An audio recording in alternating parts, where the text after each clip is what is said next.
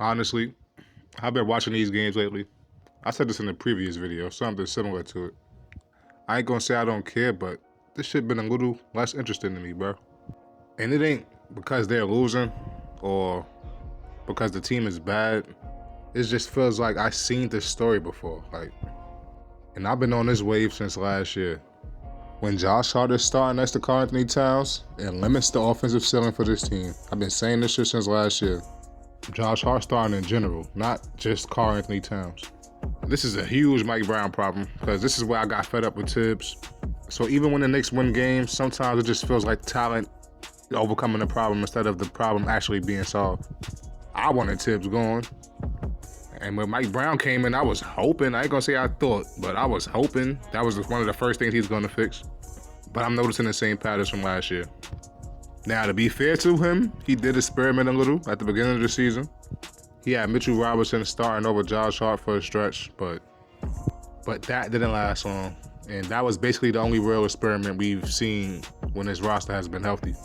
And that's where my frustration comes in. That's what you were brought in here to do, Mike Brown.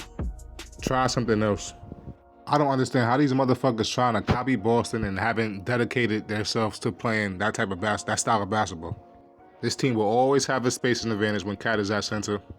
You can open the floor more and force the defense to guard the entire court, but we haven't really seen the coaching staff try to optimize that consistently. We haven't seen extended looks with guys like Deuce, Landry, or even Mo Diawara when the team is healthy to see how the spacing changes. And that's what I thought he was going to bring, more lineup flexibility, more willingness to adjust. But I'm starting to notice the same patterns I've seen from last year. Not to the same extent as Tibbs, because we wouldn't even know who Mo Diawara is if Tibbs was coaching. But you're still not putting these guys in the best position to succeed minute after minute, game after game. Another similarity with these two guys. It wasn't the X's and O's that frustrated me the most, even though the X's and O's did frustrate me with Tibbs. But to me, it starts with guts and heart first. Accountability, because when you look at this roster, these guys have already been coached hard before they even got to the NBA. Jalen Brunson, all these Villanova guys come under Jay Wright.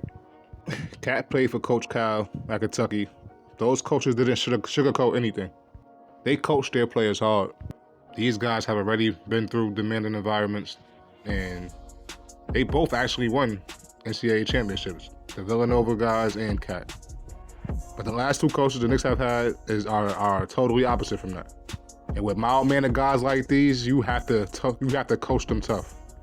I haven't seen Brunson held accountable by a coach since he's been here. Of course, he only had Tibbs and Mike Brown, but he hasn't been held accountable since he's been here. And that's my fucking guy right there.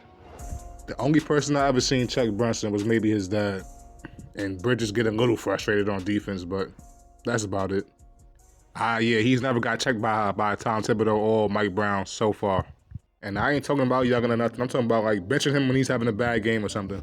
You don't have to bring him back in because he's Jalen Brunson. Bad game or not, Jalen Brunson hasn't been benched since he's been here.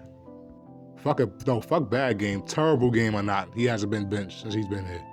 But I ain't gonna crash out because at the end of the day, all of this shit traces back to the front office. Because these are the things leadership should notice. That responsibility ultimately falls on Leon Rose. I'm gonna keep saying that shit. And this is the part I think a lot of people misunderstand. Just because a team is winning games doesn't automatically mean everything is working the way it should. Good teams win games off talent all the time, and the Knicks have enough talent to do that. But they need a coach who can read the game fast, make adjustments early, and put in a lineups on the floor that give your team the best possible advantage. Tiz wasn't that guy, and I don't think Mike Brown is either. And I've been admitted this to myself. I've been had that look in the mirror, that tough look in the mirror about my Knicks. Leon Rose just might have fucked this shit up, bro. If Mikal Bridges don't step up like he did in the playoffs last year, I've been chilling on this nigga this year. Check my videos from last year on Mikal Bridges. I can't stand that dude. I was trying to hold it down because he started off good this season, early in the season. I was giving him the benefit of the doubt, and he finished strong in the playoffs, so I had a little faith in him coming into this season. I'm not gonna say I can't stand him out for Mikal. You ain't even asked for this trade. It's this Leon Rose motherfucker, man. He traded 5 picks for this motherfucker, Mikal Bridges, bro. What is wrong with you? That makes oh my gosh, that makes no sense. Niggas was talking about fuck them picks. Y'all fucking retarded. Excuse my language. Dumbass Leon Rose gonna do that stupid ass trade, man. And now we're stuck. I can go on all day about Leon Rose. I can check my page. I can check my old videos. He did not do a great job of filling out his roster. Only people I'm cool with is Brunson and OG and my guy Mo Diawara. Besides that, I can name at least 5 other players for every other player that we got on this fucking roster. And Mitchell Robinson.